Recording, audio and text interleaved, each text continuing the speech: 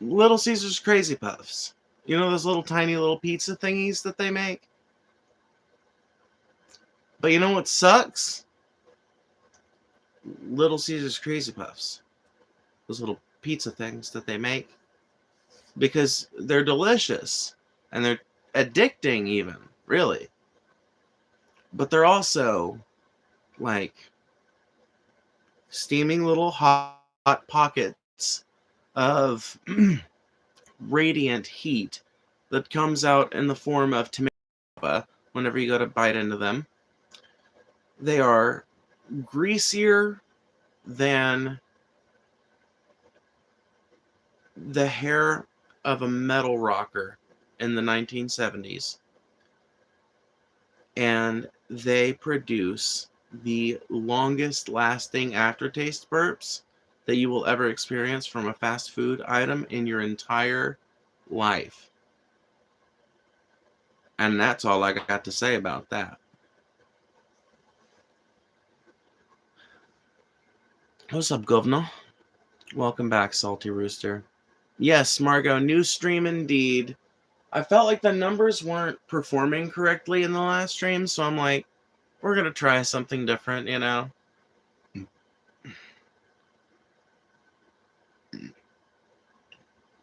We can talk about ICE and airports. We can talk about Mark Wayne Mullen being confirmed as DHS secretary. We can talk about the Iran war. We can talk about the crash at LaGuardia. Or we can talk about something else.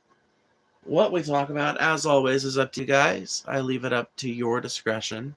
But I have, of course, put a few suggestions in the title. Iran, are they screwed? No, not by any means. It would take a tremendous amount of materiel to effectively disarm Iran, to actually, like, screw them. It would take a tremendous military effort on the part of the US and Israel, and would probably require the assistance of other countries' militaries as well.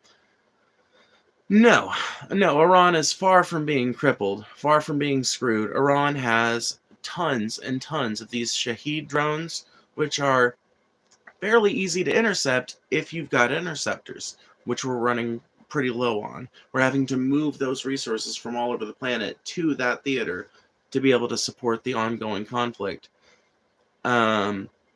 It seems like they are completely disinterested and disengaging from this conflict until they've achieved their military goals, which, coincidentally, like ours, are clear and precise. Iran's military goals are to drive the price of oil and gas so sky high that it forces the various countries of the planet to coalesce against the United States and against further unequivocal support for Israel and further action against these, like, Islamic or broadly Arabic states, whichever one it may be, because we love to fuck with both of them. I don't know that this strategy is going to work. I'm not saying it's a good strategy, but at least it's clear and concise. They want to make it untenable for the West to continue to fuck with the Middle East. And their stated method of doing that is to continue to block the Strait of Hormuz, to levy tolls against the ships that they do let through, etc., etc. They've got stated tactics that they are actively using. Like, it's amazing to think about it, but if you really, like, if you look at it, if you compare what, like, the IRGC and the, like, foreign minister of Iran and everything else, what they are saying, like what Iran state media even is saying about what they're doing, and compare that to the reporting from other Gulf states around, it's pretty accurate. It's, like, actually pretty transparent. Like, they say they're mining the strait, and I mean, it kind of seems like they might have. They say they're fucking sending tons of drones to all kinds of Gulf states. They have been. They say that their missiles are penetrating Israeli air defenses. They are. You realize we are doing whatever we want to them? Total control? We're not. We are actively stumbling over there. Trump keeps begging for a way out, but Iran doesn't want to give him a way out. Iran's only way out of this conflict is a number of concessions that the US and Israel, in my opinion, are unwilling to make.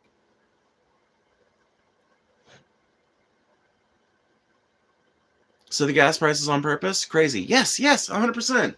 Yes. This is actually one of the few instances in your entire life.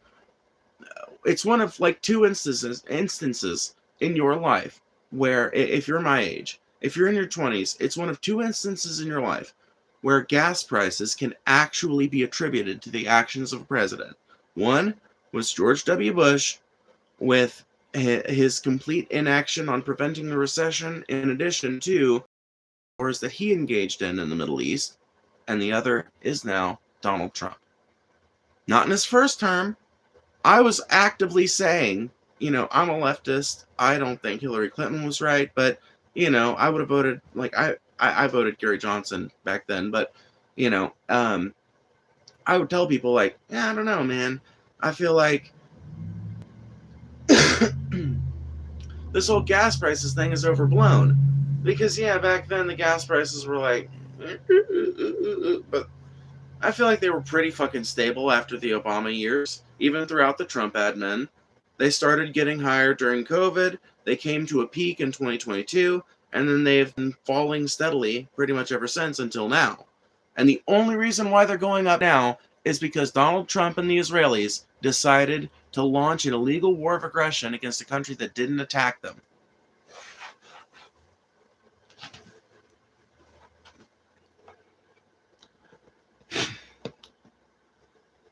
Oh yes, and to get her minds off the Epstein files. I don't even think that has much to do with it, friend. I think that they've been wanting to do this for forever. Maybe that's a component of it, maybe in the back of some of their heads, but ultimately, like, so many people are talking about the Epstein files, but what's happening about it? We're not coalescing as a movement. We're not getting together and marching in the streets of DC and Wall Street demanding a change in leadership. Like, tons of people, myself included, know about and care about the contents of the Epstein files and how many people on all sides of politics are implicated there. But what has it amounted to? We've known, basically, a ton of the country has basically known that for like 5 freaking years. What has it amounted to? I don't even know if it's got anything to do with the Epstein files, because I got to be honest with you. I don't know if we're going to get this massive sea change that we want to see out of our politicians and our leadership structure from the release of the Epstein files, unless we engage in some direct action ourselves. It's going to take some like sit-ins. It's going to take some sustained protest action. By the way, please make sure you hit that like button. It really does help the stream.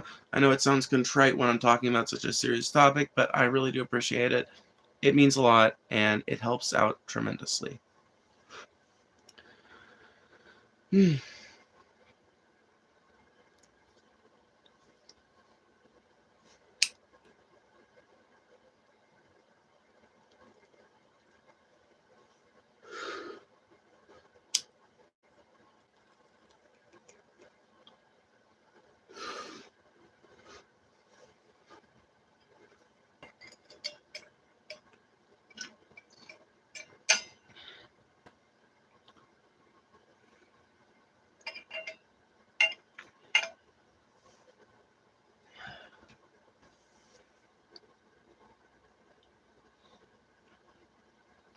Play a song, bro. $10 or more. It does unlock the guitar. But yeah, Iran war. Yeah, no, it seems like Iran's doing a lot better than American intelligence projected they would. Well, it seems like Iran's doing a lot better than certain aspects of American intelligence said they would. There have been certain people in like all these different administrations, because keep in mind that we've been wanting to get back a stranglehold on Iran since the late 70s. So for like 50 years now, there have been all kinds of people within these different administrations who have genuinely looked at this problem and been like, nah, I don't think we can do it under current conditions. I think we need to try a diplomatic approach or some kind of long-term subversion or something like that, because this direct warlike thing is just going to end in a long, drawn-out, bloody conflict that's going to eventually require us to be rescued or helped along by a coalition of forces, and it'll be a reboot of Afghanistan, but this time with way more mountains. This time with even more mountains, and even more disparate tribes, and even more big cities, and even more spread out urban areas, and even more, you know what, you see what I'm saying? You're talking about a country 4 times the size of Afghanistan, and look at what a fucking nightmare that was.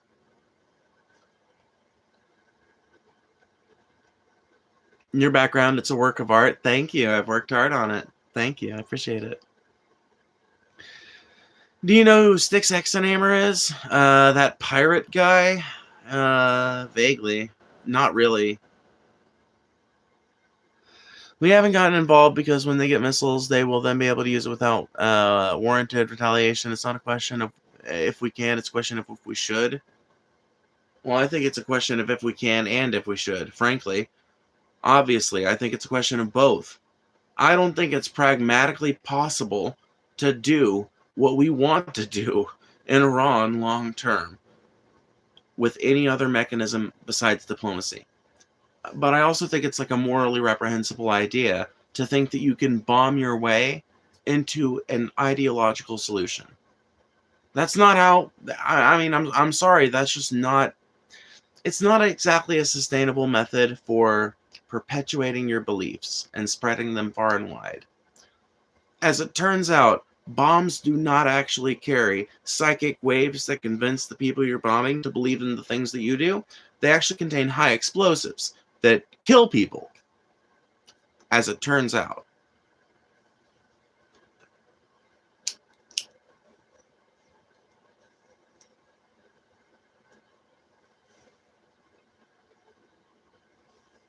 I sent $10 Cash App. I love when you sing, "Aw, okay, bet." Look at that. Okay, well, that that does it. We'll have to sing something, because Devil Doll has requested something. I don't know if they have a specific request, though. I bet you live on Reddit. I literally have 2 subreddits that I visit. One of them utterly hates my ass, and I'm banned from there. And I just read it to see when they're talking shit about me. And one of them, I'm like liked by like, I don't know, 2/3 of the people and hated by another third. It's kind of nice to interact over there. But I don't spend all day on it. It's like, I don't know, an hour every 2 days. Compared to my previous habits with a lot of other social medias, I feel like I've gotten a lot better about it. I spend most of my day, these days, fucking gardening, if you can believe it. I'm actually working on a video right now that'll show you guys some of that. Show me digging up an old strawberry bed and transplanting them into a new spot.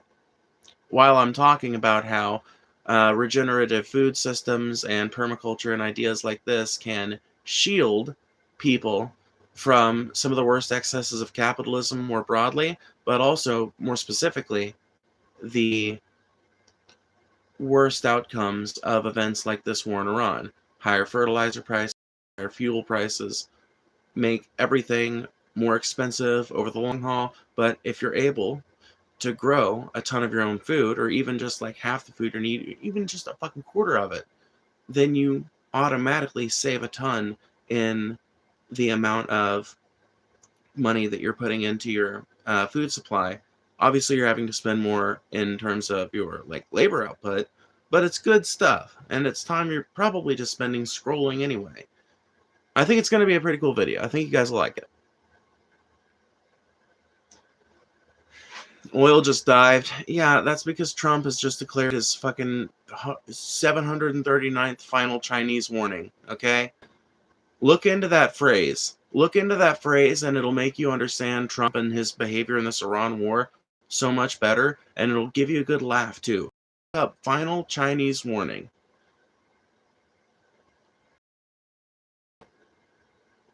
It's what Trump loves to do, and I think it's just a pump and dump scheme for people that are in the know. people that are in the know get told a couple hours before he makes one of these announcements, hey, go ahead and, go ahead and sell off because oil's about to crash down. And obviously, you know what that means. Buy later. So they get that insider information. A few hours later, the helicopter comes to pick him up from the White House, and he makes some statement to the press about how we're going to open the Strait of Hormuz. We've had lots of good talks with Iran. They really want to help. Not going to name who it was, nor am I going to pay any honor or homage to the soldiers that have died in this conflict. Just going to skip over the question. And off he goes to, golf in Mar-a-Lago and do untold things to underage people. And then the press runs with it. The oil prices go way down because everybody thinks, oh, it's all going to get better because the president says so. Because the media is fucking bought and paid for in this goddamn stupid-ass motherfucking stupid fucking backwards country. And then they buy low, and next time there's some fucking attack on oil supplies or a tanker that goes up in flames in the strait, guess who makes a ton of money? Yep. That's right, all those Trump insiders that we all love to hate, but do fucking nothing about.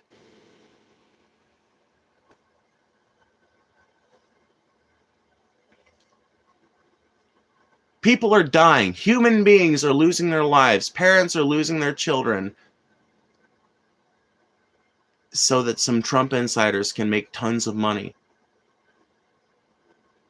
Let that sink in for a second. Not just for that, also so that Israel can continue to justify continued expansion. And it's being pushed along even further by a contingent of people in the West that just want to see people die. That flat out just want to see people die. Literally want to see bloodshed. They want to see rubble. They want to see cities reduced to paste and gravel and crumbs. They want to see children walking the streets with limbs blown off. They want to see mothers holding the corpses of their dead children in their hands as they wail to Allah for relief. I call them the ghouls. And there's a ton of them that have no real economic interest in this war and really no actual fundamentalist religious reason for this war. They just flat out want to see people die.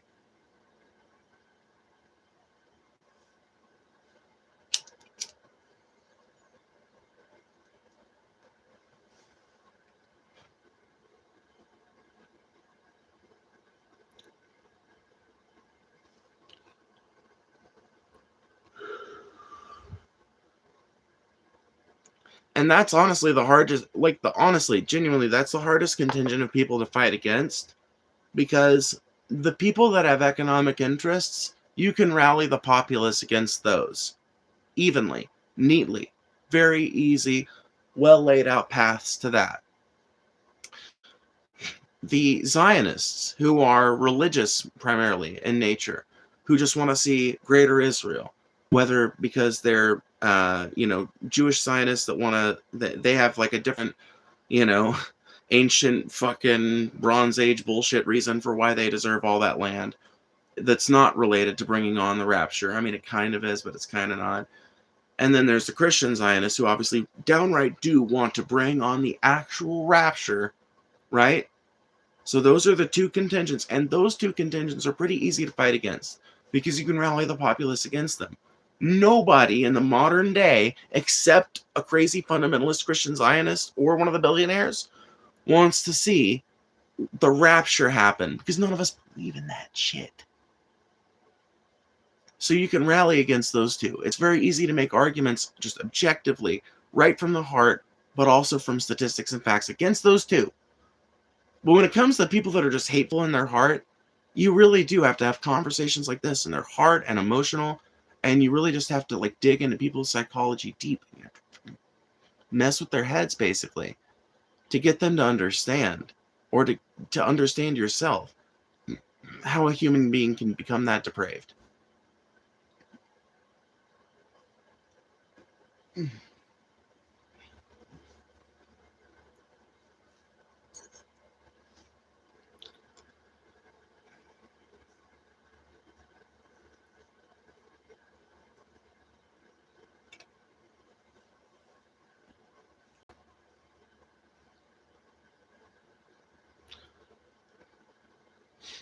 If my arguments are so trash, you should be able to dismantle them with a single sentence. Instead, you're just saying they're trash, which indicates to me that they're actually pretty solid and that you don't have any solid refutations for them.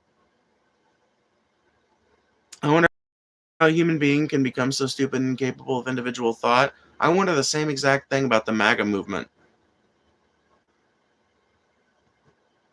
I wonder the same exact thing about the Zionist movement, the fundamentalists who want to see Israel become this giant nation state that just covers the whole of the Middle East.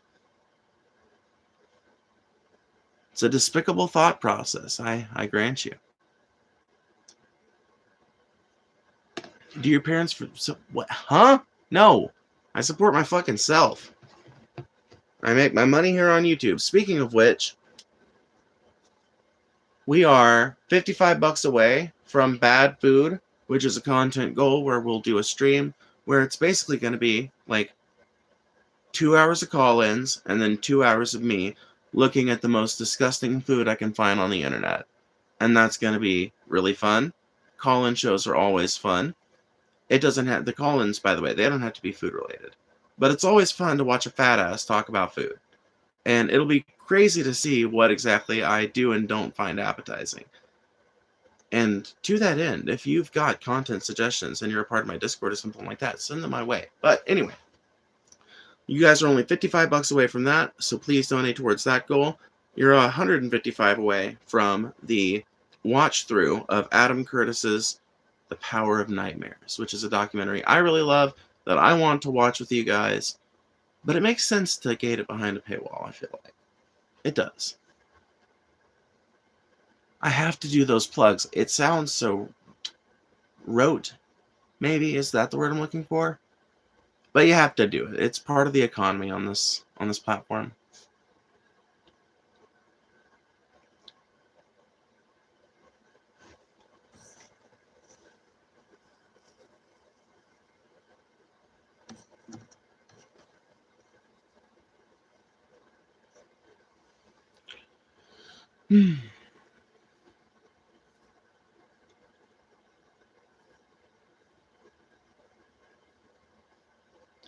Disagreeing is not hating? Well, sometimes it is, but even if it is, who cares? You gotta have thick skin in this world, friends.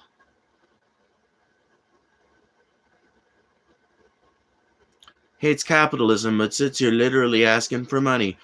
You participate in society, yet you criticize it. Interesting. Oh, you sound so intelligent. Is that the first time you've ever used that on a motherfucker? Is that the first time in your life you've ever pulled that shit out? Because that shit is weak sauce. I came up with a rebuttal to that shit in 4th fucking grade. Society exists to be fucking criticized. And when you're born into a system, you work within the restrictions that it presents you until you can afford or find a way out of it. Afford, find, or help bring to fruition a way out of it. Who's your favorite music artist? Probably either Mischief Brew or Phoebe Bridgers. Or Neil Halstead, or City and Color. I don't know. It depends on what era you're asking me. Like, if you're asking, like, teenage me, you're going to get a different answer than if you ask now me. Where did you buy your wig? Not a wig. Ow! See?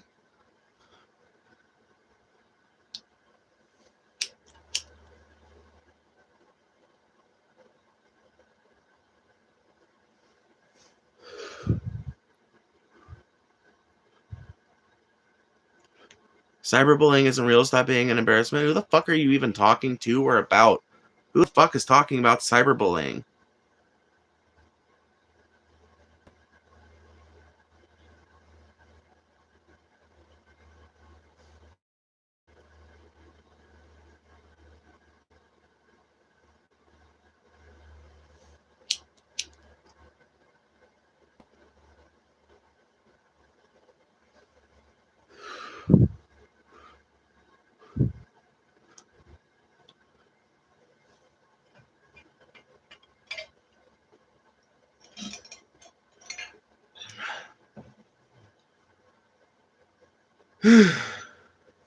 Well, with our opinions about the Iran war having been thoroughly discussed, do we have any other questions about that topic before we move on to something else? I'm going to have to turn the retard filter on. There are too many spam bots. Too many people whose names are a little fucking first name with a bunch of numbers, and it's a lowercase letter, and the profile picture is just a letter, and you know what that means. Alts and bullshitters. You gotta be careful. You gotta be cautious. You gotta be wary about when that happens and turn on the idiot mode. So at least if they're gonna spam, they're gonna flood the chat with crazy Nazi bullshit, they at least have to hit that subscribe button. At least you have to give you a boost in numbers. How are you doing, Phoebe? Finally, you're not aptly named because that's a non-acidic question. The first non-acidic question asked all stream by someone who's not a mod. I'm doing great. I'm energetic. Kind of feel like maybe I think I might have gotten a sativa on my latest re-up. I think that might be it. But yeah, I'm energetic. I'm feeling it. I need to quit hitting this pipe. And the tobacco is not doing me any favors, but I'm good. Who's your barber? This chick. Rant ideas? I have a rant channel I'm trying to make, so may you help with ideas. Well, honestly, you don't want to ask me for ideas because I am not the super intelligent AI that YouTube has embedded into fucking YouTube Studio. Honestly, if you're a YouTube creator, this is some real shit and some free advice. Download YouTube Studio on your mobile app, fucking install that shit, log into it, and like there's literally a tab on there. I think it's under content or under analytics or something like that. There's a tab on there that is just chock full of little buttons you can to access menus that will give you all kinds of suggestions. You can look for what are called I forget what it's called, but they're basically like content gaps. That's what they call it. Content gaps, where there's people searching for specific content, but they're not finding it. And if you can make that content, then you stand a higher chance of going viral. It's basically like it's crazy. I don't know if people just don't know it or if it's always been this way, but it seems to me like YouTube actually gives you a lot of different resources on how to gear your shit towards what they want to see out there. I guess a lot of people do realize it because there's a lot more people being successful on YouTube these days. So that's the best piece of advice I could offer for you in that particular. YouTube Studio. Very simple. What do you identify as? I don't want to misgender you. I'm a trans woman. I use she, her pronouns. Thank you for asking. I do appreciate it. It's rare that people do, but it's nice when they do. If you're a socialist, then why do you not live in a socialist country? Because I was born in America. I've got ties here. I've got roots here. I'm an American at heart, if you can't tell. I'm an American by voice and speech. Once again, if you can't tell.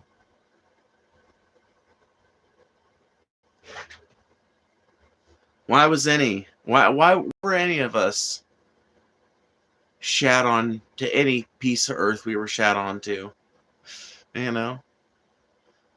It's not like our moms exactly had much of a choice as to which country's hospital they ended up in when they had you. British by teeth? Okay, you got me there. You got me there. I do have British teeth, that's for sure. But I make up for it by being unequivocally American in so many other ways. Hey, better to have British teeth than tweaker teeth. Can we all agree there? Eh? I was also born in America. I now live in a socialist country. Well, I don't feel like I would feel at home in any other country but America, really. Like, I've thought about it, And maybe if things get bad enough here, eventually, maybe I'll have to, or maybe it'll make more sense. But I would rather bring socialism to fruition in the biggest country, not the biggest country, by not the biggest country, but the biggest economy on the planet, than I would run to some other socialist economy that is ultimately dependent on, in some way, form, or fashion, on the broader, overall, heavily financialized, American underpinned economy. Where would you go? I have no fucking idea. That's my problem. Where would I fit in? I'm an American through and through. There are certainly American cities where I'd fit in better than the place I live right now, for sure. But, ultimately, I feel like I probably fit in more as just, a random, trans woman in my, southern backwoods town than I would, as, a trans woman in, a fairly progressive country in Western Europe. If for no other reason than because I'd be, an American, and I don't know how I could... I don't know. I've never really had, an in-person European friend, so I've never been able to ask them the questions that I would need to ask someone, but I feel like I've got a lot of American mannerisms that would make me annoying as hell. And therefore, would probably lead to some social problems. I feel like I'm relentlessly American, and I just can't change that. I'm loud as fuck. I lean on shit. I take pictures everywhere I go. I'll wear a fanny pack if I'm at a natural park or whatever. I like fast food. I'm relentlessly fucking American. Where the fuck else am I gonna fit in but this? But here.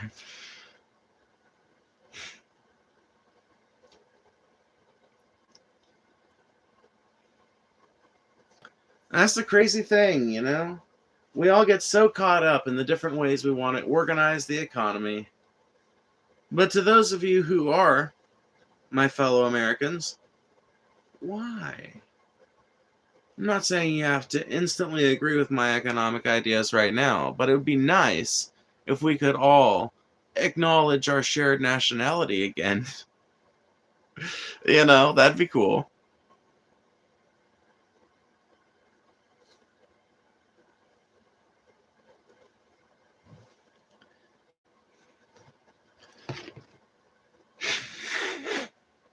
So what's your problem with ICE? A number of Supreme Court cases, they've went from being a relatively benign as far as law enforcement goes, which I don't find law enforcement to be all that benign to begin with, but that's an aside for another time. Basically, we have created a system, not we, it's got nothing to do with us. The Supreme Court has basically allowed ICE to become transformed from a benign institution under the general, federal immigration enforcement program to a Gestapo army that can be levied against Trump's political opponents in the form of blue cities and blue states, and that can be used more broadly against his political opponents in instances like right now with these airports, which, by the way, according to Steve Bannon, that this whole thing that's going on with ICE being deployed to the airports is a whole ass test for trying to steal the midterms. And I don't really think they're going to try to steal the midterms in terms of beating people up if they try to vote Democrat or whatever. That's not what I'm thinking is even going to be the idea. I think that they are just going to basically push the issue and make it so that you have to present your ID to an ICE officer, which is a form of silent intimidation. Obviously, if you're able to vote, you have to have an ID to be able to register to vote. So if usually there's a fee to register to vote too. So if you're able to afford that, you're probably able to afford the ID, yada, yada, yada. It's very unlikely that anyone is actually going to be inconvenienced by this extra step in the line. In fact, in many states, I used to vote in Missouri, I always had to show my voter registration card when I got up there. And this was back in 2016, before the Trump era had ever taken hold.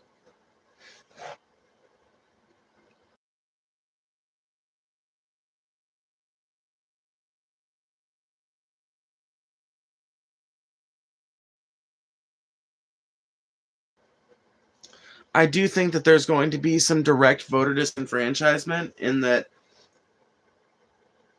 I think that there are probably going to be a lot of people that are like broadly immigrant seamen. Like maybe they've got an accent, or maybe they are just like dark complected in a way that does not look like, oh, that's an American black person or whatever.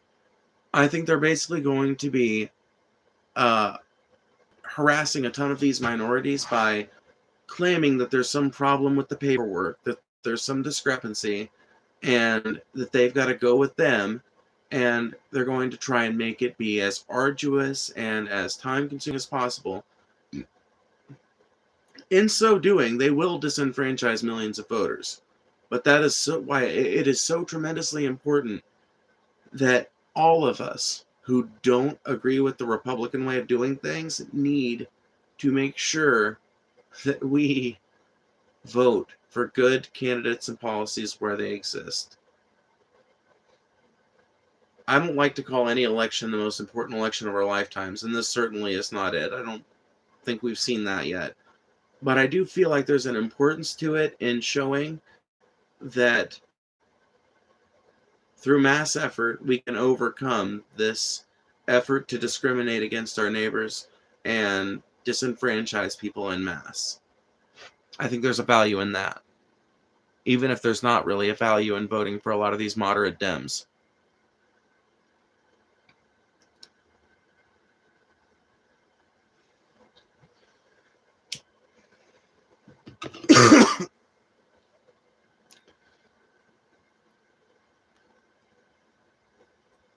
But yeah, as far as ICE being in the airports, it's already a shit show.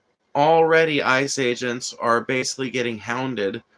They are terrified to be on camera, like desperately terrified to be on camera. So they are literally running like school children away from the cameras and like turning away, turning their backs away. They're terrified.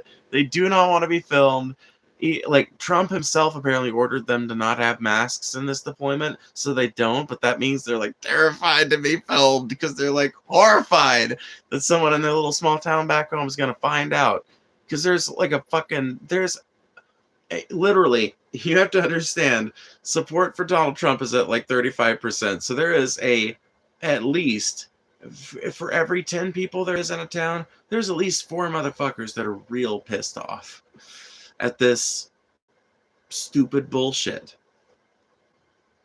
So it's interesting to see how they act when they are forced to like confront the fact that they are in fact part of the Gestapo army, and that their actions can in fact be publicly documented.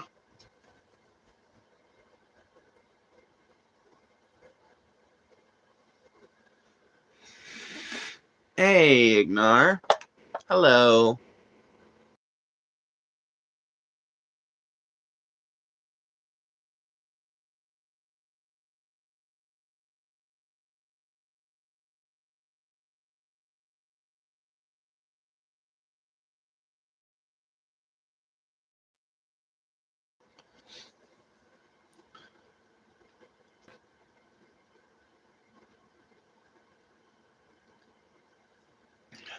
They shouldn't be doxxed. They have a job to do. I don't think they should be doxxed either. And I don't think that like getting video of them out there being part of ICE is doxing them. You know? And I would not support doxing them. I don't support doxing any fucking body. Period. Full stop. I just think it's an invitation. Like, with how fucking corrupt and cruel American police departments are these days, I think it's just an invitation to try and get somebody killed. I think it's a despicable thing to do, a discrediting thing to do. So, I don't think it's like really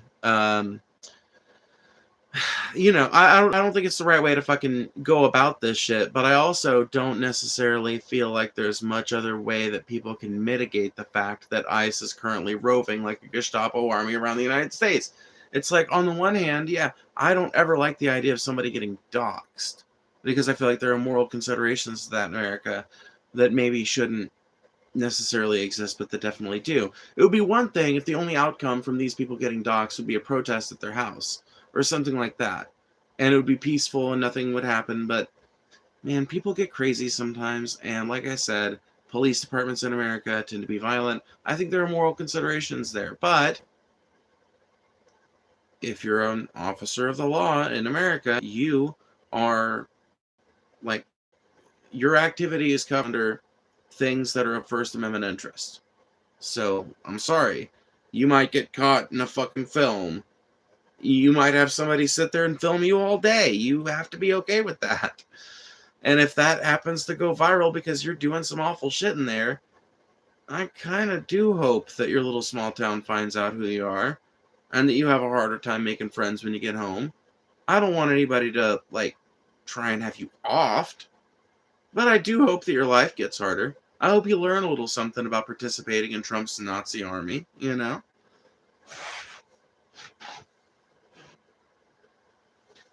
Social consequences to this kind of antisocial behavior en masse. Again, they have families to protect, and I haven't seen a peaceful protest yet. Well, of course you have. You've seen peaceful protests. There are all kinds of protests that are peaceful every day in, like, all kinds of countries, not just America, though. Like, wait, what? You've never seen a peaceful protest? Hold on. What define peaceful then? Because maybe we've got different definitions. When I say peaceful, I'm saying, like, no guns are being fired off, no Molotov cocktails are being thrown. If they're angry, that's one thing. If they're marching, I think that's one thing. But as long as you're not really, like, causing major property damage. Maybe there should even be, like, an acceptable limit, like you can cause up to $500 worth of property damage and have that be covered by the First Amendment, but nothing beyond that, I don't know. I'm just bullshitting. I get it, allegedly, Lisa. I do. Like I said, I don't support doxing people. But on the other hand, if they're an officer of the law and they get caught in a video doing something reprehensible or being part of an organization that America is starting to recognize as reprehensible because of what they're doing as a whole, I can't blame the people in that little small town for not wanting to have much to do with that person when they get back, or for them having, like, a more limited social group or whatever it is. And the beautiful thing about that kind of ostracization, by the way, too, is that there's usually a path back into everyone's good graces. It's literally just apologizing, explaining where you went wrong, and asking for forgiveness, and understanding when you don't get it, but continuing to be a good person regardless. I've had people say they wouldn't forgive me and then come back around after months because they saw, okay, well, I guess she meant it.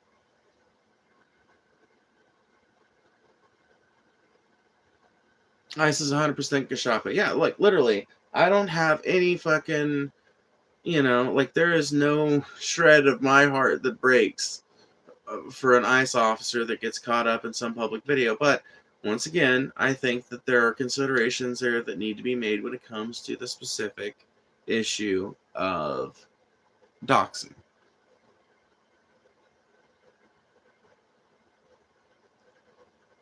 Not that I don't think that people shouldn't be trying to figure out who these guys are. Obviously. Obviously they should be. But I just don't feel like that information should be, like, published on public forums and spread widely. Because at some point there will be consequences for the people who are doing the worst of these offenses, and at some point there will be a toll to pay. And I think at that point it would be a good opportunity for the citizen journalists to start turning over the names and the evidence and the video logs and the corollary evidence and shit like that. Did you support Obama's deportations? I was 8. No, I'm kidding. I was like 12, but I wasn't even thinking about deportations back then. But no, in short, mass deportation as a solution to the immigration crisis. No, in general, think it's a bad idea, whether it's a D or an R. I am, in fact, not a defender of the Democratic Party. I think that they are a useless party of bourgeois pricks that primarily exist to funnel progressive energy away from meaningful action against the system and into meaningless electoral nannering.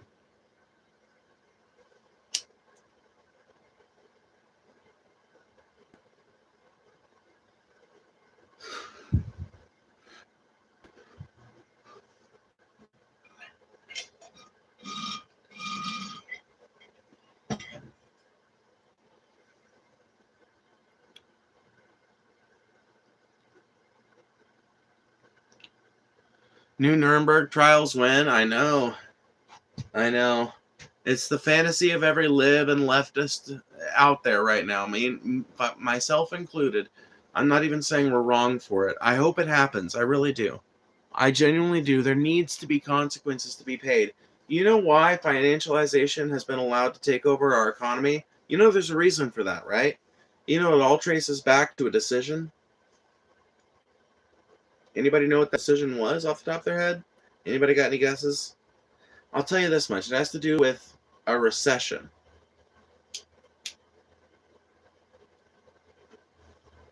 In what I imagine was most of our lifetimes.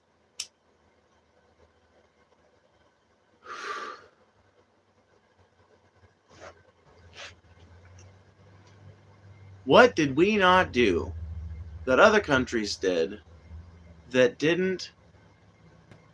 made it so that they didn't collapse under the weight of financialization 20 years later? What did they do different than we did? What did we not do? What is the decision that we did not make?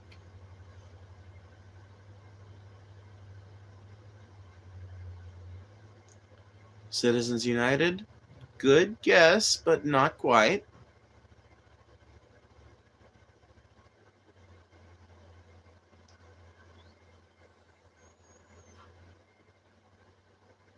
It all started after Letterman retired. None of you guys are giving me the answer I'm looking for. What happened in 2008?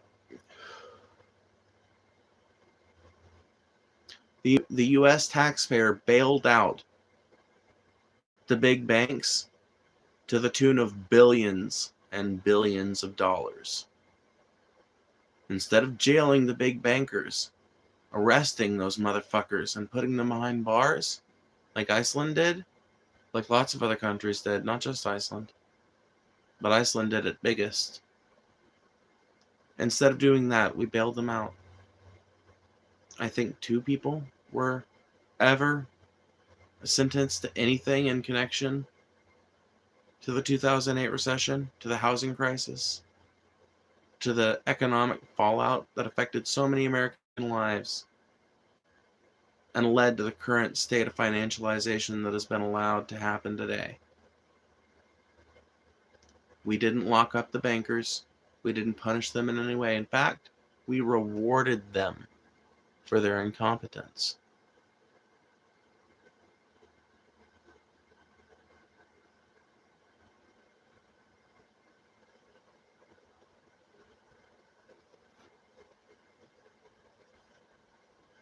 We rewarded them for their incompetence, and now they're engaging in a lot of the same behaviors they were engaging in back then. And a lot of the same things are taking shape. An unwinnable forever war in the Middle East is developing. Authoritarian tyrant in power with no sign of giving it up or going on anytime soon. A completely cynical populace terrified of their shadow, even though crime rates continue to drop.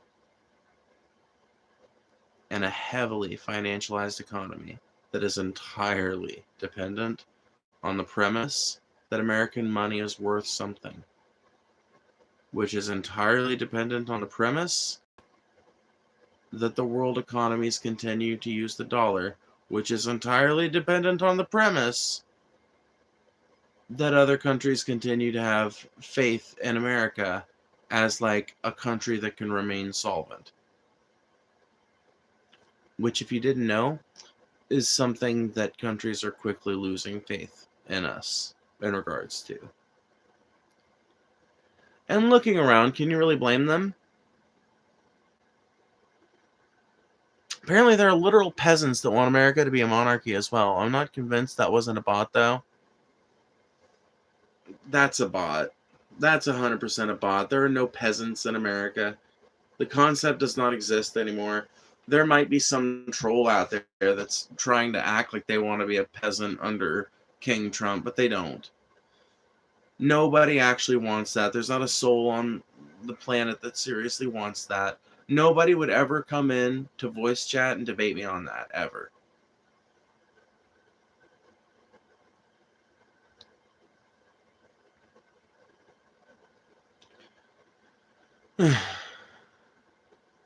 Crime rates and rape is at an all-time high. You're nuts. You literally know nothing about the statistics on this matter. You're literally just listening to propaganda all day and believing it without ever looking into it. Crime rates have been dropping steadily since the 90s.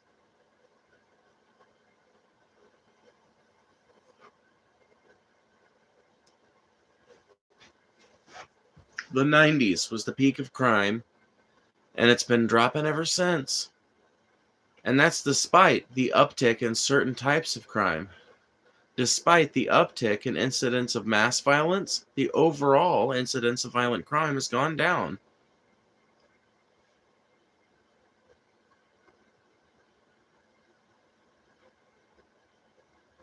Aren't crime rates at an all-time low? Yes. America's actually never been safer, despite what you'll hear on the mainstream news or like the regular cable news sources, and like despite what you'll hear from a lot of like, I don't know, lofty commentators and shit. The truth is that America's pretty much never been safer.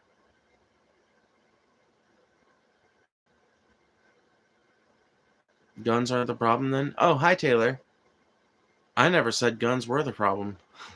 You've got me mistaken for somebody else. I think you should be allowed to own a battle-ready M1 Abrams and park it in your front yard, as long as you can demonstrate a capacity to keep the keys indoors. And yes, I think if you're going to have a battle-ready M1 Abrams outside in your backyard, you should probably have to have an ignition interlock that prevents the unit from operating unless keys are present. I'm serious when I say I don't believe in type restrictions or magazine restrictions. Taylor can back me up on this one. I've always been insane on the matter of guns. I really do believe in arming the proletariat, my friend. I really do. I really do. I actually do.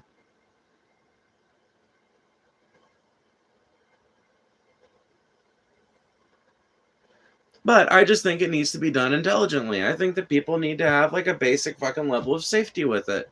Whether it's a tank or a handgun, I think you need to make sure that it's kept away from kids.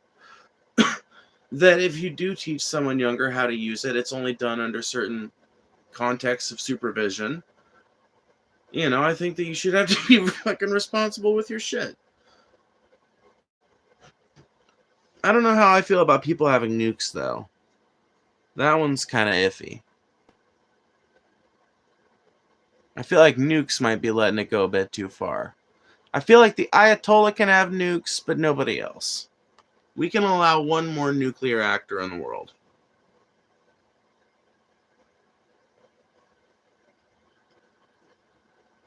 Crime rates have been on the decline for several years. Yeah, literally since the 90s. They've been going...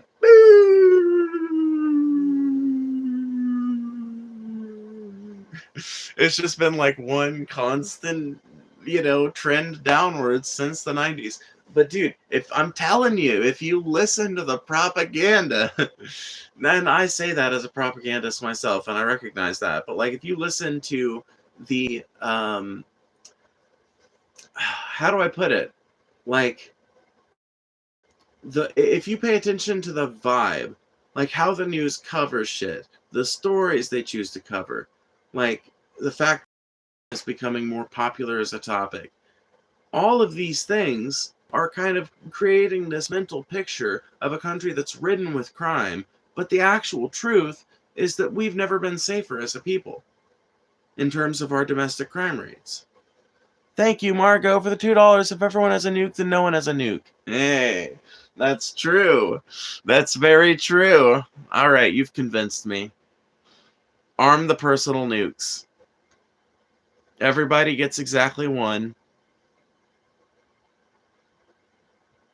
Yeah, they always said an armed society is a polite society. Well, I'm taking it to its ultimate logical conclusion. Personal nukes.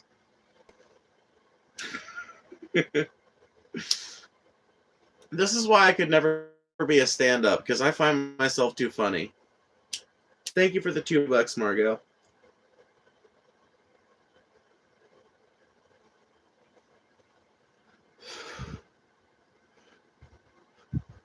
Or they changed what a crime was? No, they didn't.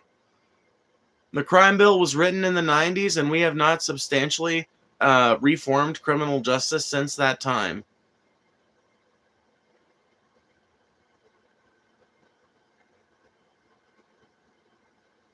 That's not even true, Flipped. Those crime rates were dropping before we ever developed that technology and deployed it widely. A lot of the technology you're thinking about, and by the way, a lot of that technology has not actually made it easier to catch criminals, because as it turns out, you can't actually use that type of shit in court. Here's the thing. I'll let you into a little secret about America's vast and profound surveillance network. It's completely useless in court. All of it. Pretty much all of it. Pretty much all of it is useless in court. There are exceptions, obviously, Ring cameras being some of the most notable, but even those exceptions a lot of times are contingent on people being willing to give over that information. Sometimes people sign it away in these user contracts and shit, but there's tons of elements of our surveillance network that just can't be used in court. There are all kinds of little things, like there's all kinds of spyware and shit that exists across the internet, but none of it is functionally useful in court, because to do so is to acknowledge a Fourth Amendment violation. You can't predicate your entire case on a Fourth Amendment violation. So what it's oftentimes used for in a lot of cases is to point them towards what might be legitimate sources of evidence.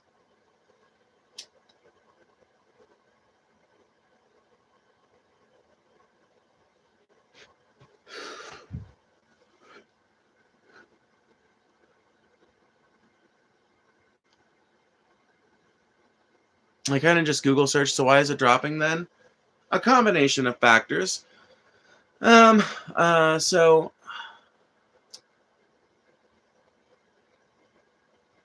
I've never read a study that specifically explains it, so this is all extrapolation on my part. This is just guessing, in other words.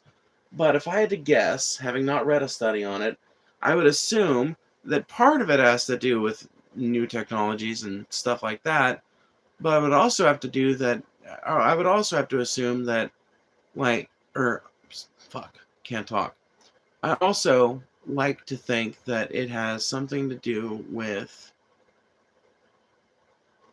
I don't know. Like the more I think about it, the more it's like, why are crime rates dropping? So maybe there's someone in chat that is more educated on it, but there's a couple of things that have changed about society since the 90s.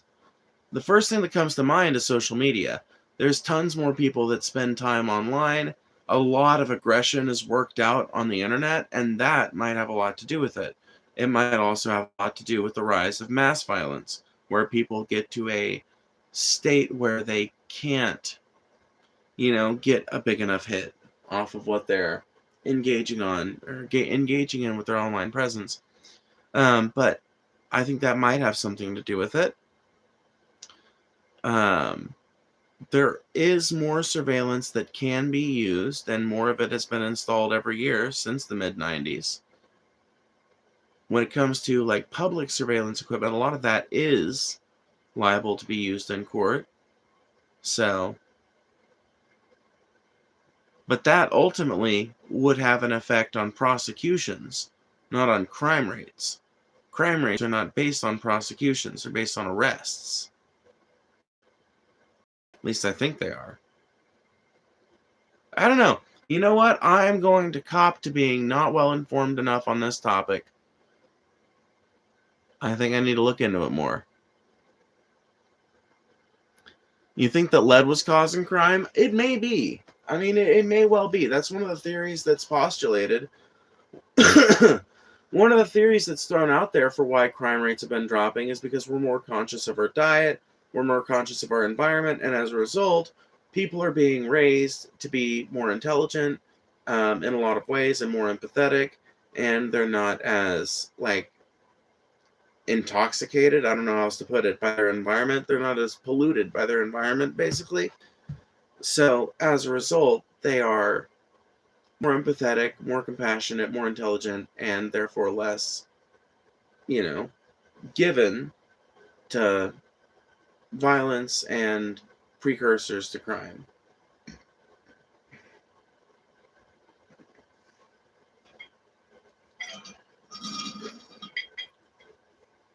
One interesting thing, though, is that poverty, while I don't know if poverty has necessarily grown since the 90s, wealth disparity has grown tremendously.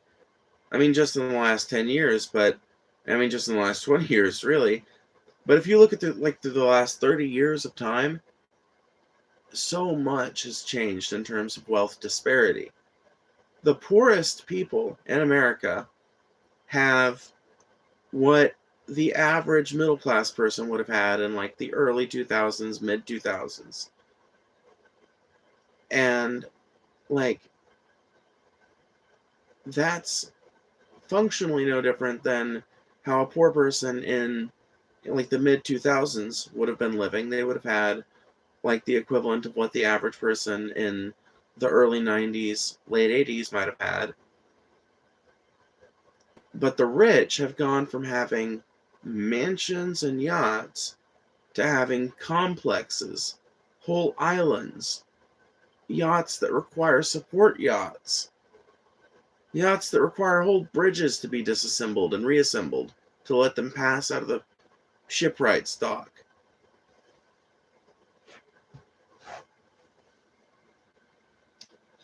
And wealth disparity is a huge driver of crime, so it's interesting to me that crime rates have continued to go down despite the fact that wealth inequality has just gone up and up and up. But it's also worth noting that to the extent that crime is still a problem, from what we can tell, the vast majority of it is driven by poverty and wealth inequality.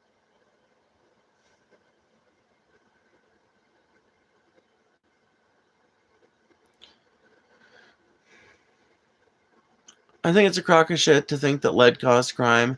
Maybe we should all do urine therapy too. Yeah, no, I don't disagree with you necessarily, but it's one of those theories that's out there, and maybe it's got something to do with it. I don't necessarily think so. I don't know enough about it to say it's a crock of shit, but I know enough to say that it doesn't sound like the most likely explanation. I feel like it's probably a combination of factors, but I'll have to look into it to know for sure. Better education helps to break cycles that perpetuate crime. That's a good point. Education is, well, education has improved in some places since the 90s. Mississippi, for example, is now middle of the pack when it comes to their overall, ranking when it comes to schools, and we're like number 4 for childhood literacy rates. So most kids in Mississippi can read, which is cool. Like the vast, profound majority.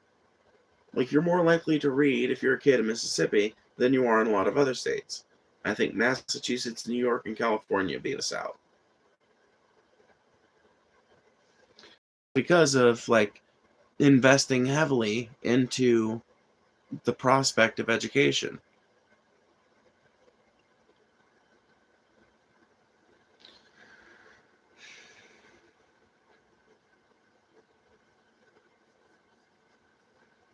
Of course it doesn't. Hunter Biden loves crack, and poor kids get scholarships to put themselves through school. And general education helps, but of course it's not the rule. Well, yeah. Well, yeah, of course there's always going to be fucking exceptions. And besides, whether or not drug use should be considered a crime is honestly a matter of opinion. 18 years from now, we will have a group of kids born to parents who didn't want them because of abortion restrictions. Statistics say crime will go up. Sad. You're not wrong. Devil, you're 100% not wrong. It's to know that that's what happens when you, encroach hard on abortion rights and make it difficult for people to access the healthcare that they need. You end up with kids that can't get adopted to parents that are really interested in having kids and that might not get the best care from the parent who did have them because they weren't that amped about it either. Sad to think about.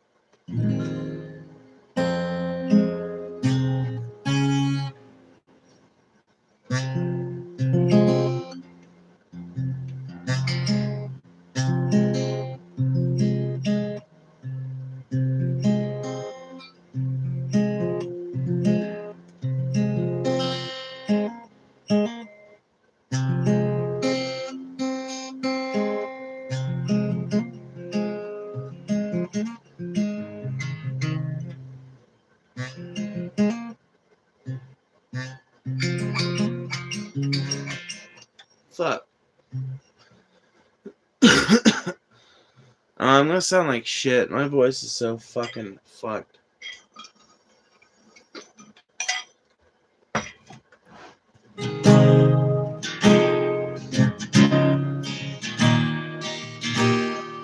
Come on, you people, wherever you're on, and admit that the water around you has grown, and accept it that soon you'll be drenched to the bone.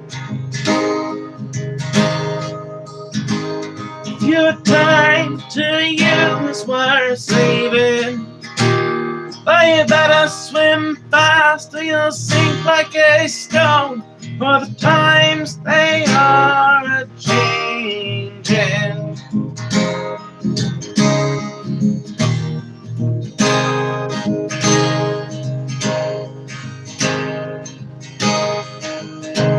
Come writers and poets who prophesize with your pen, and keep your eyes wide, the chance won't come again. And don't speak too soon, for the whale's still in spin. And there's no telling who that it's naming, for the loser now will be later to win, for the times they are a-changing.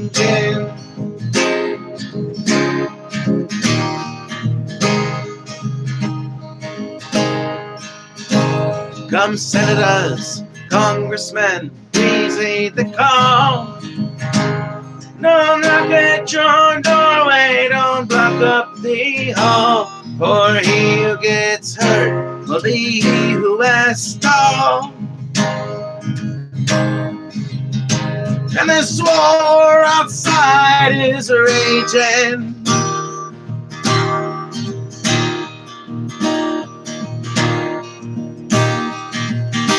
soon shatter your windows and batter your walls, for the times they are a-changing.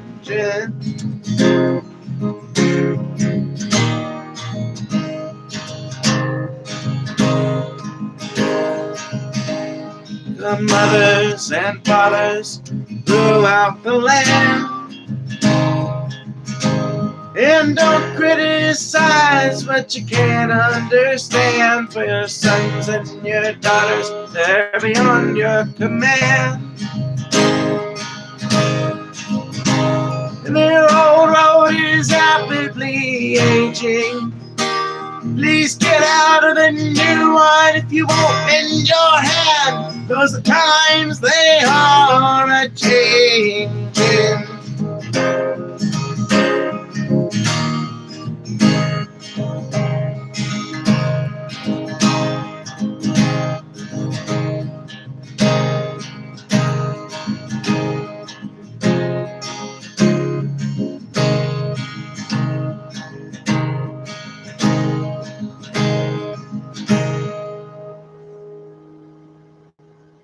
Fuck, I can't remember the last verse.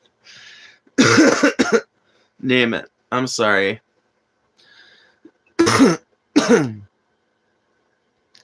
You should sing Bob Dylan, but as Lou Reed, trying to sound like Bob Dylan. I'll have to listen to some Lou Reed and I'll get back to you.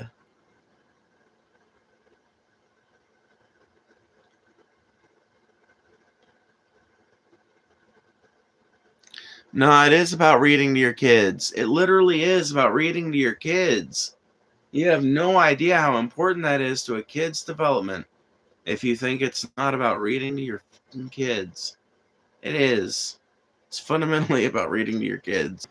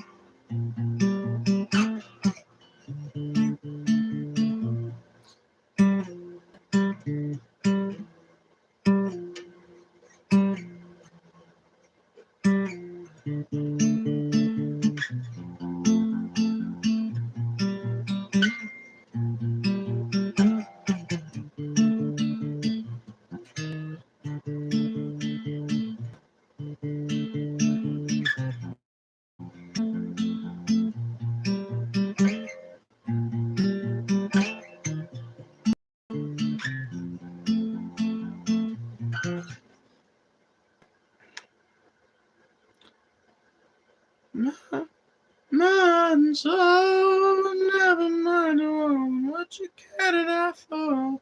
What you cat it out for.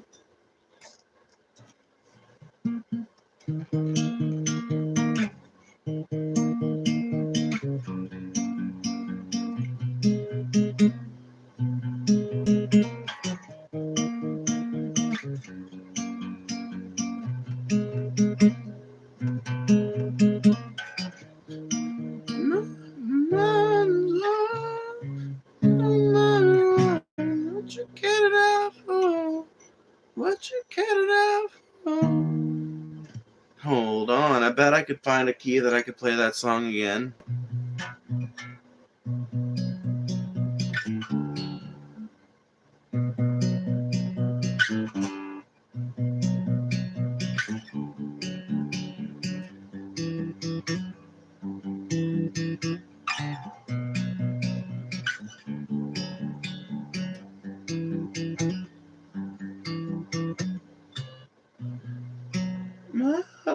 Mine's on, never mind what you cat it out for.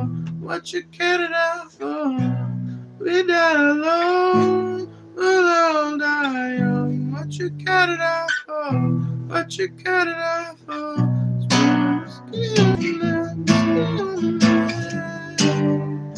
Shake it all out of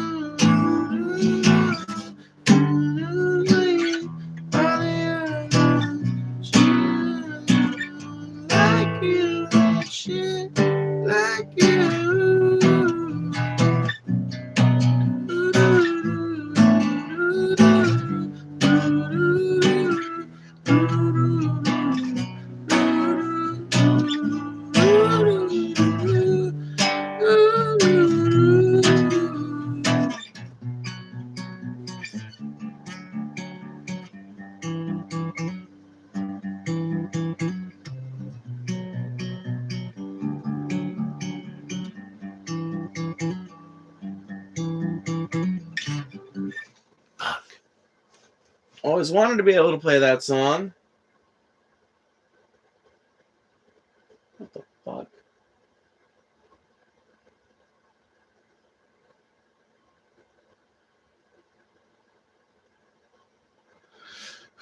Seeing shit.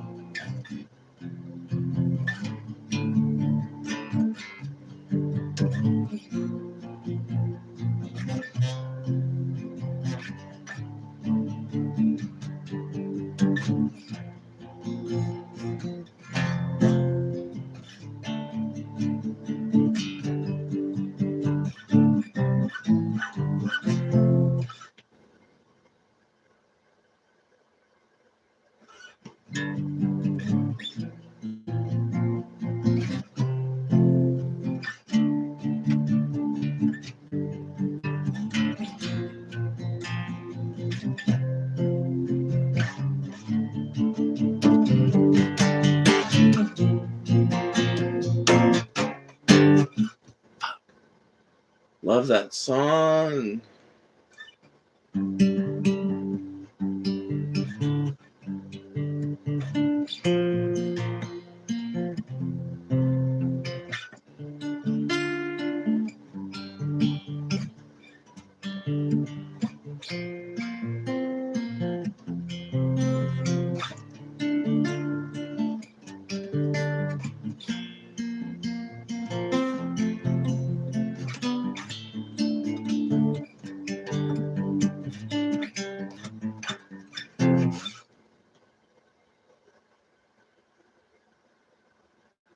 Can you play other instruments, Phoebe? I can play a mean banjo.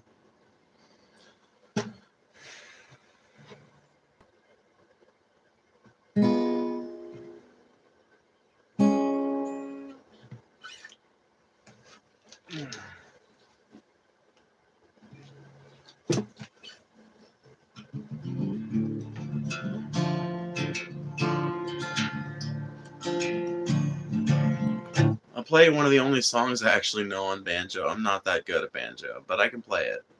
But I'll play it for you on guitar. I was born on this mountain a long time ago, where they knocked down the timber, strip mine the coal. When you rose up in the morning, before it was light,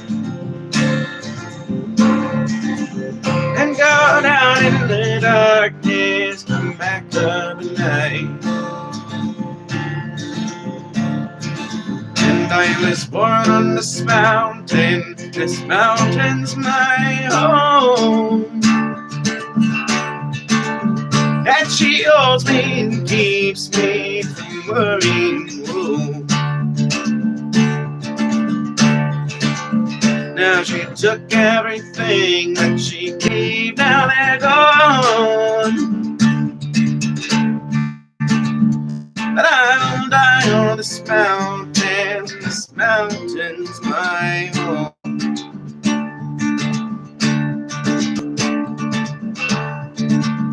I was young on this mountain, one day I'll be old. But I'll know every holler, every ghost swimming home. Till one day I went down, and I woke up to find that my childhood was over, went down in the mines. I was born on this mountain's my home. And she holds me and keeps me from worrying. Whoa. Now they took everything that she gave, now they're gone. But I'll die on this mountain's my home.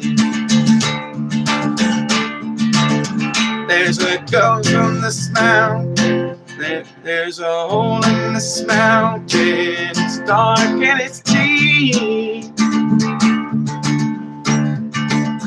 Oh, and Lord only knows all the secrets she keeps. There's a chill in the air only miners can feel. And there's ghosts in the tunnels the company feel. But I was born on this mountain's my home. And she holds me and keeps me from worrying. Whoa. Now they took everything that she gave, now they're gone. But I'll die on this mountain's my home.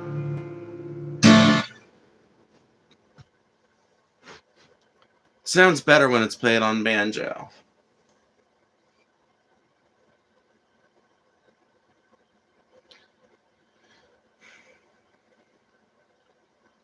Do you have a banjo? No. No, I don't have one, but I've been around them enough to learn how to play one. What's your story of becoming trans? What instigated the transition? I guess you're asking for like what specific event. And to that, honestly, listening to the song Mayonnaise and being isolated during the pandemic, that song was what made it click, I guess, that I didn't want to run away from my internal reality. Sorry. Anymore. But it was the isolation that the first week or two really of COVID, it was the isolation that brought that finally allowed me to think and like not be,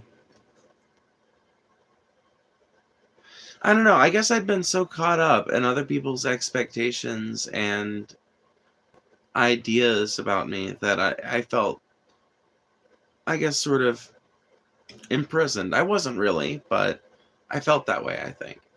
And it was being functionally alone for a lot of that time. I had like one other person in the house with me, but you know, being functionally alone for most of that time gave me a lot of opportunities to just kind of like sit and smoke and think about like, damn, what would really happen? Because I'd known that I was trans for years. I just didn't feel like I could fully come out. There were a few of my friends that knew, like, I had told that I was non-binary. So there were a few of my friends that I'd kind of told, but it was ultimately a night of listening to music and being unable to sleep and just kind of pacing around in my room, feeling like a caged animal but not knowing what was wrong. And then that song played and the chorus, not even the chorus, but the crescendo at the end. When that hit, it just hit me like a ton of bricks. And I felt like it was speaking to me in that moment. And I was like, okay, I see the path forward. And I felt better ever since. I miss playing in a band. I play alto, sax, guitar, piano, and the euphonium. I can play a basic drum beat, but that's it. Fiddle can't play it yet. Shit is hard with no frets. Oh, I bet it would be. Yeah, I've never played a fretless stringed instrument.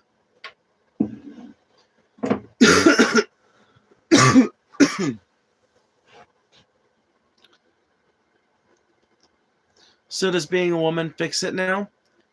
Yeah, I mean, like, obviously there are aspects to my transition that I haven't been able to see fully to their ultimate fruits yet, I guess. But yeah, living as a woman makes me feel a lot better than pretending to be a man ever did.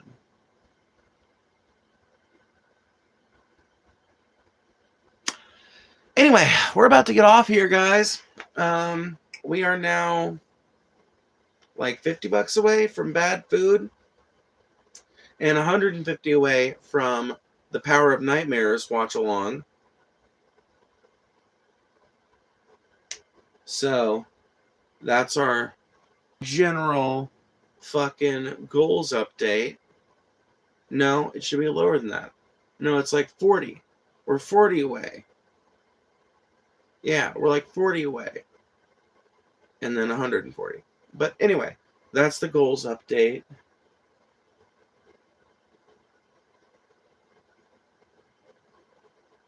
That blunt was a nice blunt earlier. I'm still baked. No. I'm sorry. The fun's got to end eventually. I've got a life, and responsibilities, at least on some days. How specifically does changing how you dress and using different words really fix that? Maybe it does, just curious. Well, yeah, dressing differently, cutting my hair differently, having people perceive me differently, because ultimately I'm sure some of it comes down to like subconscious things and stuff like that, but I feel like I've generally got a pretty feminine countenance, and I generally get gendered correctly and perceived how I want to be perceived in public, especially until I open my mouth. I mean, usually people can clock me when I say something, but normally as long as I stay silent, it's just a fat lady. Tall fat lady. Cool. And I'm fine with that. It makes me feel better. It makes me feel like I'm not lying about who I am. And it, in my mind, or not really in my mind, but I feel like it does, it legitimizes, I think, the fact that I've never felt like I could relate to the experience of manhood, but do feel like I can relate to the experience of womanhood. When I say the experience of these things, of course, I'm not talking about the biological differences. I'm talking about the cultural things. It's not just, cutting your hair differently and dressing differently and stuff like that. Ultimately, a person can be trans and not have any specific style, but for a lot of people, it's being open about hobbies they used to be secretive about. It's embracing activities and ideas and aesthetics, fandoms, etc., that they would have hidden or tried to not past. It's complicated. Maybe we can talk about it some other time. But yeah, your girl's probably gonna get out of here. It's been a long night. I am out of drink. I'm all out of spring water, so I've been drinking a ton of water lately, but today I've been drinking fucking tea and goddamn peach soda. Gross. It's not even that it tastes bad, it's just soda is like one of the worst things you can drink, and I know that, and I want to be drinking spring water, but I haven't went to the spring yet. I gotta go tomorrow afternoon. I do have to say, I feel pretty lucky that my family has a spring we can go to get our bottled water. That is pretty nice. Gender existing on a spectrum. Do you feel like there's a line anywhere on that spectrum?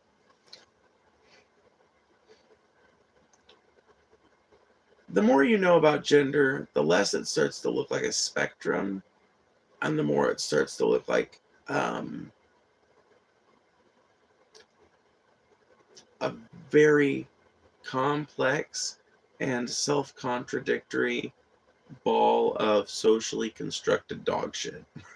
That's why I'm a gender abolitionist, because ultimately, like, I'm a trans woman because I cannot help but feel a disconnect from my internal experience and the external reality of my body.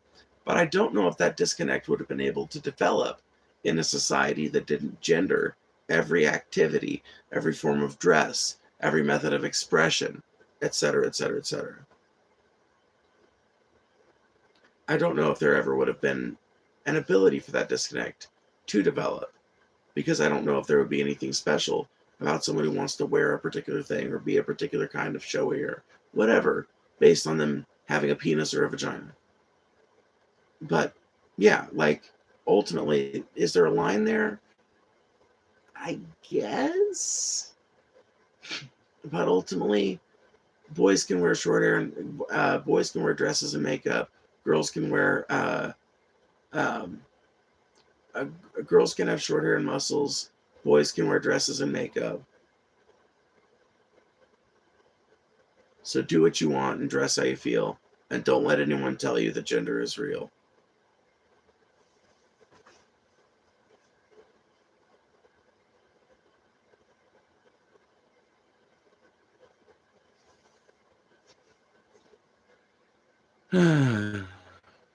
Rest in peace, Marcy.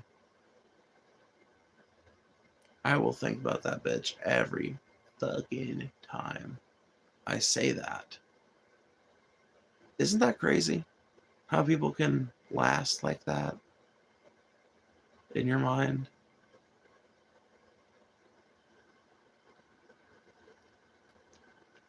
Can you still do/enjoy all of those things without identifying as a woman? Sure you can. I don't know how that would invalidate any of my experiences, though.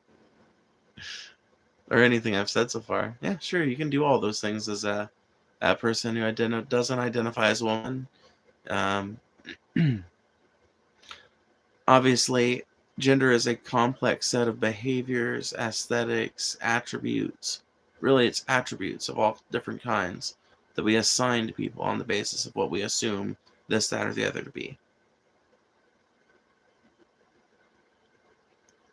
Gender is a clump of traits. The spectrum is just the possible combinations of these traits, and the perception of those traits are not fixed. Exactly. But that's why it kind of is hard to draw a line, right? The line you draw on the gender spectrum today will be drawn in a different spot in 10 years. In 100 years, it'll be in a vastly different spot. Or the existing spectrum might not even make sense at all. I mean, think about how tremendously men and women's fashion has changed over the last 1,000 years.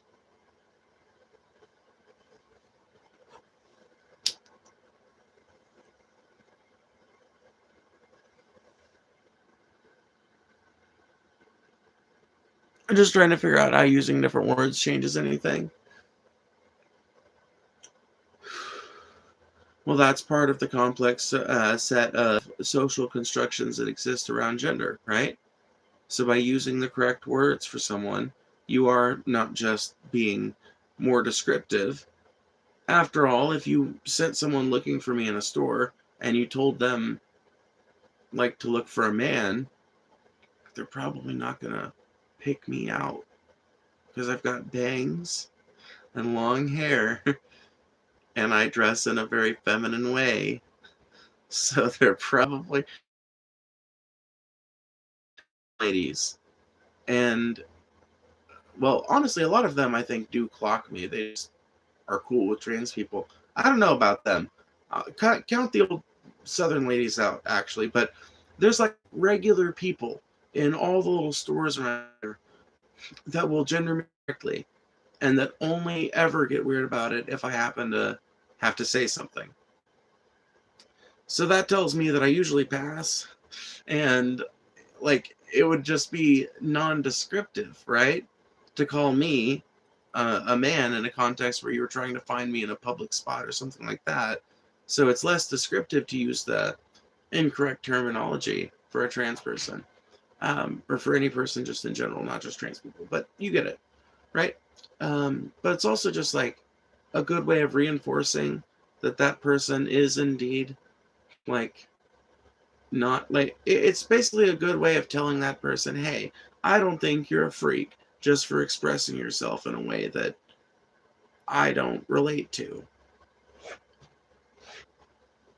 Aside from all this like descriptive, pragmatic, psychological reasons why it's a good idea, it's just like a good like thing to do to just not be a douchebag, you know? I feel like it's pretty easy. You know, like you misgender somebody, they correct you, and you're like, oh, okay, I'm sorry. Forgive me if I mess up. I mean no harm. And then, you know, back to talking about Yu-Gi-Oh!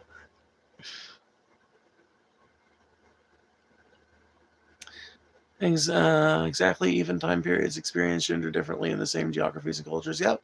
High heels or mask is fucking 1600. Same for pink. 100%. Different gender traits aren't gendered in every culture or geography, and there are lots of variables to gender like this. Oh, yes. Yes, 100%. And all of this is why gender is a lot more complex than people make it out to be.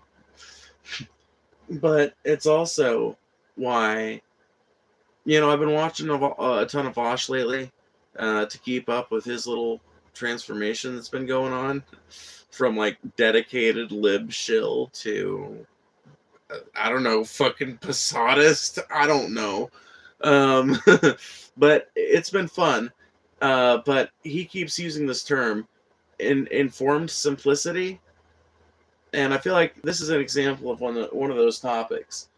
The like, you know, it is complex. It is really fucking complex. But really, the more you know about it, the more it seems like the truest answer is actually the simplest answer, which is that gender is a bunch of socially constructed garbage that holds or should hold no sway over anybody in a modern functional society.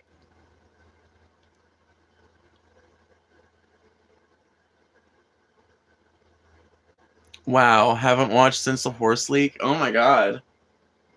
Like I said, I'm not watching him because I like the dude. I guess I like his fucking. There's things I like about him, or I wouldn't be able to watch him at all. But, you know, whatever, man. The fact that he watches weird fucking horse porn is the least of my problems with Vosh. He continues to be a popular voice for leftism on the online left, and as a result, I have to talk about his takes sometimes, or at least it behooves me to keep up on those takes. And it also is worth noting how much influence that like 500,000 subs, I have 12,000 subs, and I have 200,000 monthly watchers. Think about that for a second. And now imagine how many monthly watchers Vosh has. Vosh has millions of monthly viewers. There are tons of people that watch him that aren't subscribed to his channel. Tons of those people that base their arguments off the shit he says. And as a result, it's just like my argument for keeping up with the mainstream media. It's like, keep up with what Vosh says, and you'll get an impression for how a certain segment of the online left is feeling. Now, that being said, I do think a lot of times that Vosh picks pretty good sources and covers pretty good reporting when it comes to like articles and fucking Twitter people, shit like that. But yeah, obviously he's of questionable social merit, we'll say. I get it, no judgment. I also engage with content I don't agree with. Keeps me from forming a little online echo. Yeah, exactly, Daniel. Thank you. I stopped listening to him when I realized he didn't actually contribute anything to the convo. Like, he just reads his chat out loud.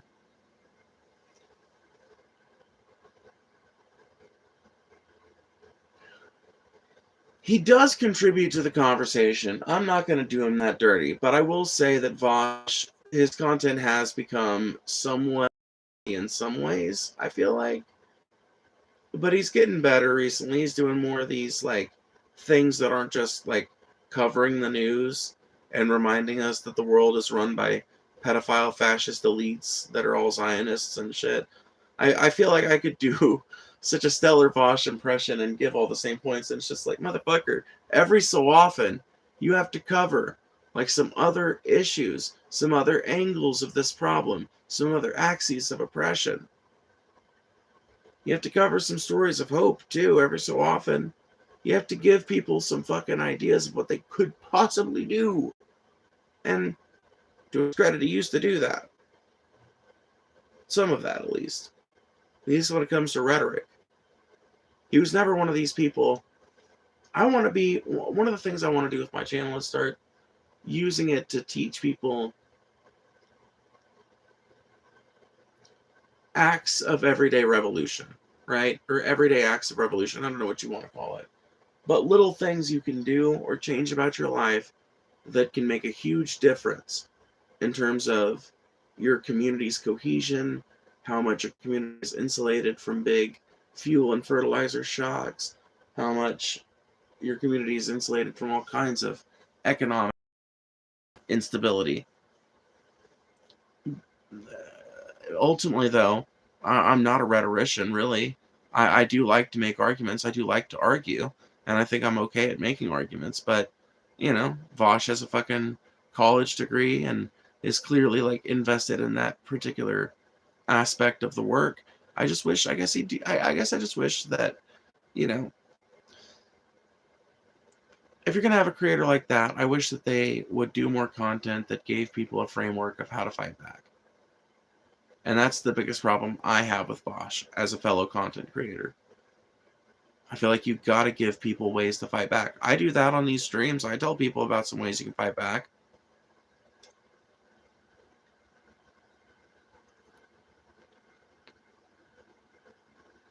No, I mean, he's pretty much the same. I mean, he adds to the conversation, but, like, a lot of times his content is just covering some material and not really adding very much all that often.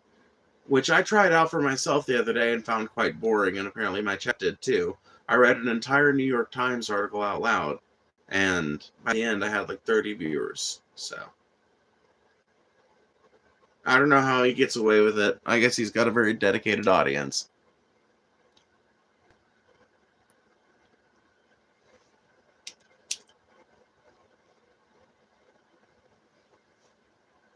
At least Trump is cleaning up the military and women's sports. What is he doing to do that? Because anywhere he goes, shit leaks out of his full diaper.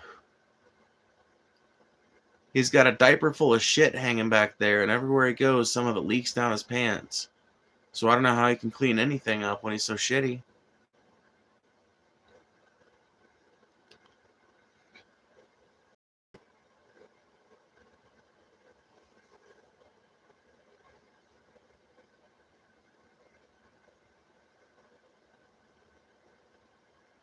Big swinging load.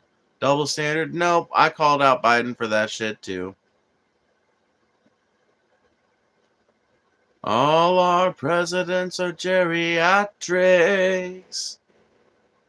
Joe Biden, Donald Trump, not Obama. He was the last young one that we ever had in this fucking country that has been fucked up for years. Yeah, no. Yeah, but Obama was the deporter-in-chief and drone striker from hell, so he's not exactly a win either. Obama is proof, if anything, that it's not enough to be openly progressive on the campaign trail and not a geriatric. You have to be openly progressive on the campaign trail, have a well-established record of fighting against establishment forces for effective progressive change, and not be a geriatric. Which means Bernie is out.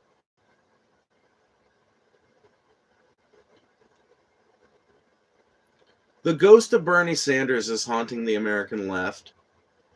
I need to write a thesis, and that could be the title. Literally, that could be the title. The ghost of Bernie Sanders is haunting the American left.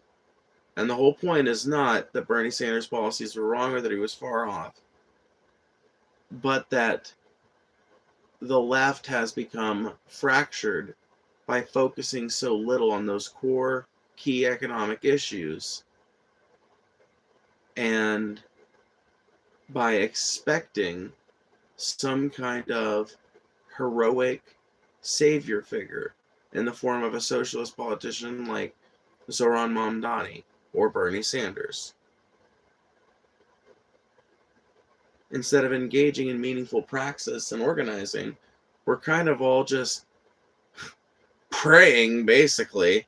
We might as well be praying. In fact, we might have a better success rate if we were. We're less than praying. We're just kind of sitting around hoping that some socialist comes along eventually.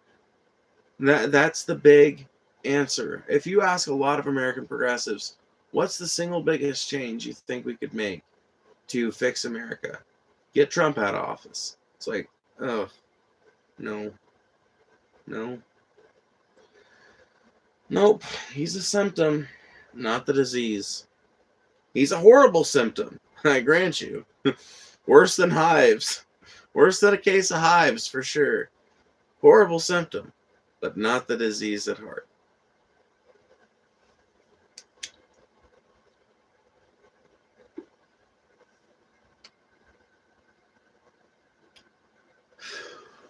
Are you concerned about how Islam feels about your community? I don't particularly like Islam as a religion, but that doesn't mean I hate Muslims. Just like I don't particularly like Christianity as a religion, but that doesn't mean I hate Christians.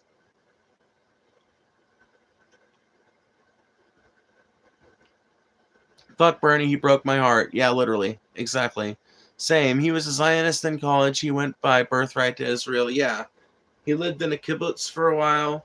Zionist in college, which I guess you could fucking be okay with, but he really, honestly, didn't change his position all that much.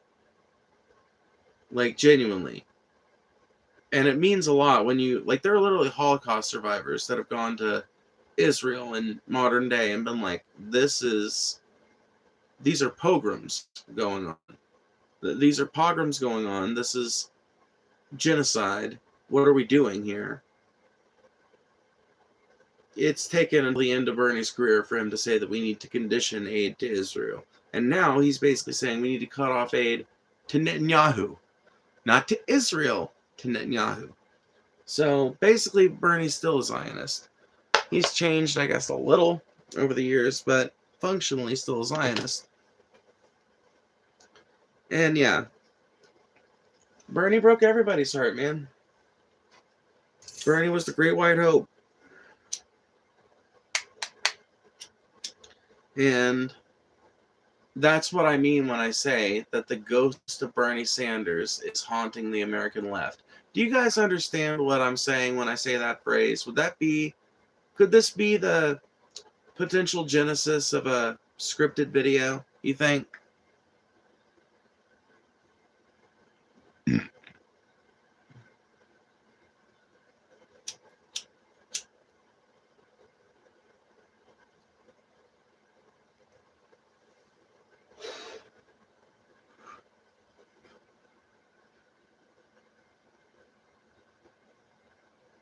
I'm going to do it. That's right. It's an opinion piece. I don't have to do a shit ton of research like some of these fucking things I got to work on. It's perfect. It's perfect. Oh, it's so fucking perfect. I could pop that out in an afternoon.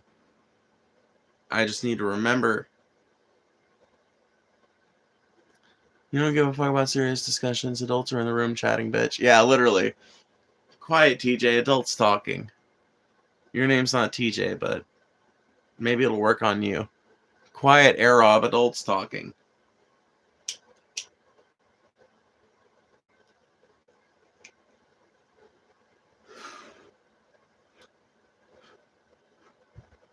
I'm going to try that on TJ at the next meetup.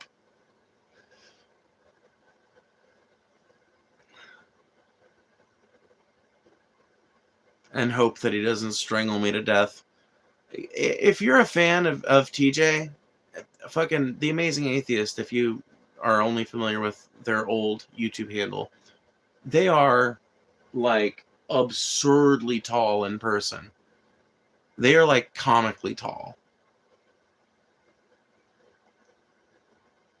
Only motherfucker I've ever met that's like actually like substantively taller than my dad, who's like, I don't know, 6'5", 6'4", something like that.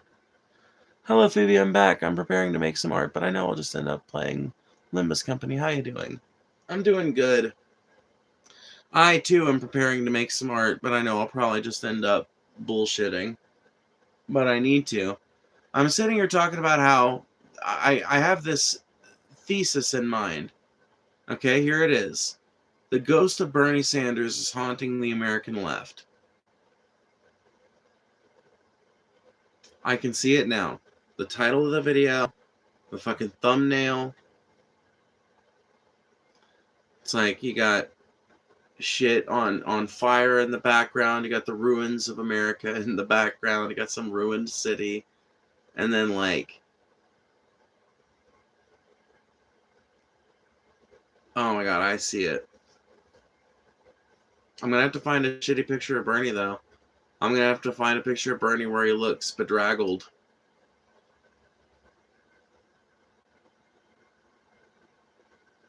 Oh, you're fine. How you doing? I got it. I understood. I'm doing good. I think I'm banned from a server, but I want back in. I was just going through a lot back then. Aw, trip a C.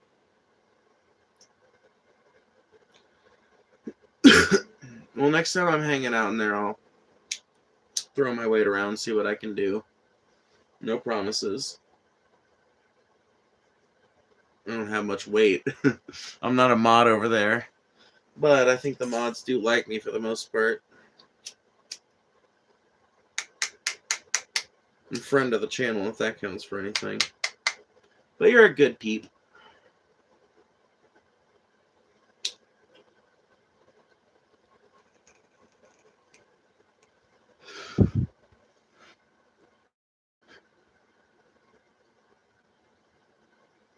I decided to just, in my mind, allow Bernie to finally relax. And that's what I advocate, and that's literally what I'm going to... Thank you, Post, for framing it that way. Oh my god, Post, you are a genius, a gentleman, and a scholar, and I love you so intensely. I cannot even frame it with English, okay? That was perfect, because it just gave me a good way I can finish the video. Honestly, guys, I think it might be time that we let Bernie Sanders rest. That we let him go. That we let go of the idea of him. Maybe it won't be the end point. Maybe it'll be a middle part. But anyway, I'm going to get off here. Thank you guys for hanging out. You guys are awesome. Bye.